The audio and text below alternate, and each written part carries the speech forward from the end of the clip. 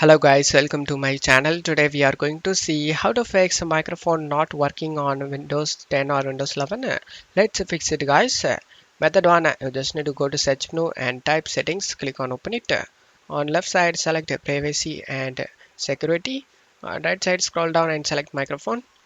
You just need to make sure the microphone access is turned on and you just need to turn on let app access your microphone, turn it on and you just need to make sure the app you are trying to use microphone is turned on as well. For example, Microsoft Teams.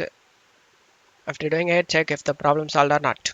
If not, method 2, you just need to go to search menu and type control panel, click on open it.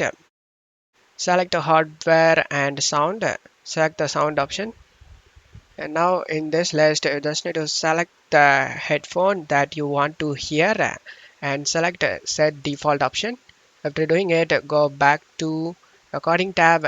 In this recording tab, you just need to find the microphone that you want to speak with. In my case, I'm using a HyperX virtual surrounded sound. This is the headphone I am using and I am wearing.